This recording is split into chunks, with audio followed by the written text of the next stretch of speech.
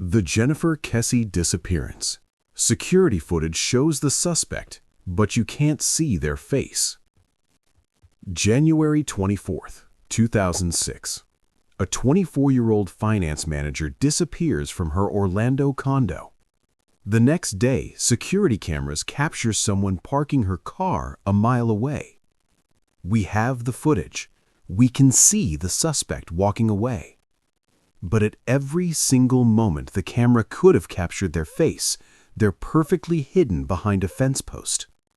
For 18 years, that one person, just feet from being identified, remains a mystery. This is the Jennifer Kesse case. Act 1. The successful young woman. Jennifer Kesse was living the American dream. At just 24 years old, she was a finance manager at a timeshare company in Orlando, Florida. Smart, driven, beautiful. She'd just bought her first condo in a nice complex called Mosaic at Millenia. She had a serious boyfriend, Rob Allen, who lived 2 hours away in Fort Lauderdale. Her life was on track. Monday, January 23, 2006, was a normal day. Jennifer went to work, had meetings, wrapped up her tasks. That evening, she talked on the phone with Rob around 10 p.m. They discussed their upcoming vacation together, a trip to the Virgin Islands. Everything was fine. They said goodnight. That was the last time anyone heard from Jennifer Kesse. Tuesday, January 24th. Jennifer didn't show up for work. This was completely unlike her. She was responsible, punctual, never missed work without calling. Her employer tried calling her cell phone. No answer. They called her parents. Her parents, Drew and Joyce Kesse, immediately knew something was wrong. Jennifer always answered her phone. They tried calling. Voicemail. They called Rob. He hadn't heard from her either. By noon, her family was driving to Orlando, panic rising. When they arrived at her condo, Jennifer's car was gone. The condo was locked, undisturbed. Her purse, keys, and cell phone, all missing. But her work briefcase and laptop were there. Her clothes from the previous day were laid out on the bed as if she'd been getting ready for work. Everything suggested she'd started her normal morning routine and then vanished. Act 2. The security footage. Immediately, investigators launched an investigation. They searched her condo, interviewed neighbors, checked security cameras. Jennifer's car, a 2004 Chevy Malibu, was missing. An Amber Alert-style search went out. 2 days later, January 26th, a major break. Jennifer's car was found. It had been parked at the Huntington-on-the-Green apartment complex about a mile from her condo. It had been there since the day she disappeared. Police processed the car. No signs of struggle, no blood. But it had been wiped clean, no fingerprints anywhere. Whoever drove it there had been careful. Then, investigators reviewed security footage from the apartment complex, and they caught something extraordinary. At approximately noon on January 24th, just hours after Jennifer vanished, someone drives her car into the complex, parks it, gets out, and walks away. The cameras captured everything.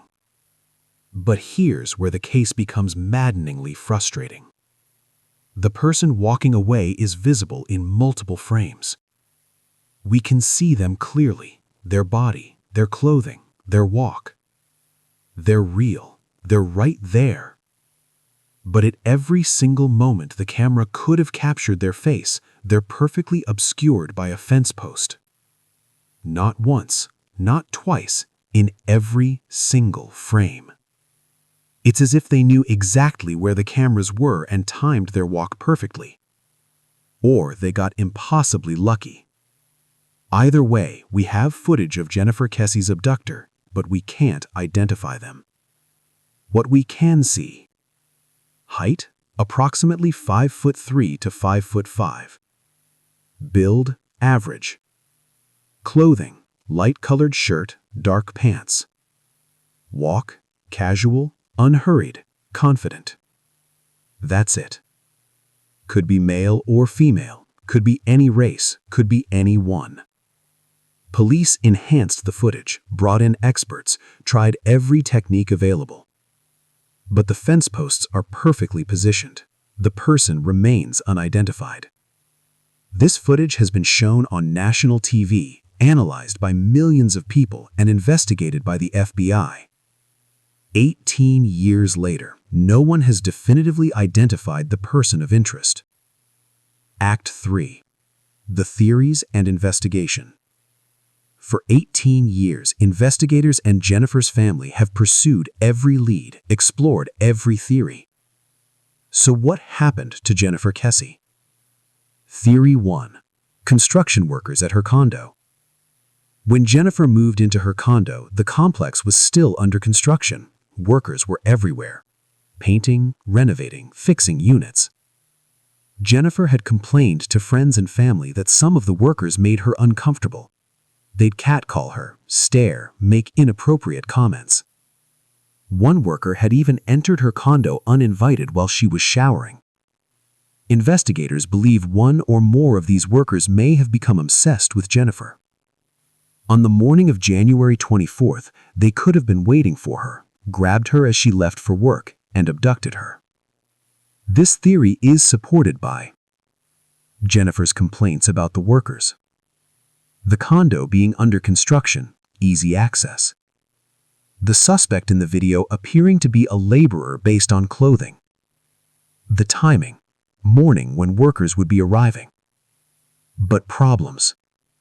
Police couldn't identify which specific workers were there that day. Many were undocumented, paid in cash, and had already moved to other job sites by the time Jennifer was reported missing. The contractor's records were incomplete. Theory 2. Someone she knew. The abduction was too smooth, too clean, no signs of struggle, no witnesses. Maybe it was someone Jennifer knew and trusted, someone she'd let into her condo or her car willingly. Investigators looked at her ex-boyfriend, cleared. Co-workers, cleared. Friends and acquaintances, cleared. Rob Allen, her boyfriend, cleared completely. He was in Fort Lauderdale with rock-solid alibis. No one close to Jennifer had means, motive, or opportunity. Theory 3. Random abduction. Jennifer was beautiful, successful, lived alone. Maybe someone had been watching her, following her routine, learning her schedule. On January 24th, they made their move. This is supported by the careful planning evident in the crime. Wiping the car clean of prints. Parking it a mile away. Appearing to avoid camera angles. But this theory doesn't explain how someone grabbed Jennifer without any witnesses, struggle, or evidence. Theory 4. Human trafficking. This is the theory Jennifer's family fears most. Orlando has a major problem with human trafficking. Young women are targeted, abducted, and moved out of the area quickly. Jennifer fit the profile. Attractive, alone, vulnerable. If she was trafficked, she could have been moved out of Florida within hours. This would explain why no body has been found, why there's been no activity on her accounts, and why she's seemingly vanished without a trace. And the truth is, we just don't know. And that one person in the security footage, the one who knows exactly what happened, remains unidentified. Conclusion. Jennifer Kesse's parents, Drew and Joyce, have never stopped fighting. They quit their jobs. They moved to Orlando. They've spent 18 years and hundreds of thousands of dollars investigating their daughter's disappearance. They've appeared on every major news show. They've hired private investigators. They've filed lawsuits against the Orlando Police Department to get access to case files. In 2018, they finally won the right to take over the investigation themselves. Drew and Joyce Kesse have said repeatedly that person in the security footage is the key. Someone, somewhere, recognizes that walk, that build, that clothing. Someone knows who that is. Look at the footage, study it, the way they walk, the casual confidence, the timing. That person knows what happened to Jennifer Kesse. And somewhere, maybe watching this video right now, someone recognizes them. In 2019, new technology allowed for better enhancement of the security footage. Facial recognition, gait analysis, height estimation, tools that didn't exist in 2006. In 2020, the FBI officially classified Jennifer's case as an endangered missing persons investigation, bringing federal resources. The case is still active. The search continues. Jennifer Kesse was 24 years old. She had her whole life ahead of her. A career, a boyfriend she loved, a family who adored her. On January 24, 2006, she left her condo to go to work. She never made it. Somewhere, someone knows what happened. That person in the security footage, their friends, their family, someone. If you recognize anything about the person in that security footage, their walk, their build, anything, please contact the Kesse family tip line. Even the smallest detail could be the break this case needs. If this case moved you, subscribe to Unsolved Vault. Jennifer deserves justice. Her family deserves answers. Comment below. Do you think it was construction workers or someone else? Stay vigilant. Pay attention. That person in the footage could be anyone, and someone, somewhere, knows who they are. Thanks for watching.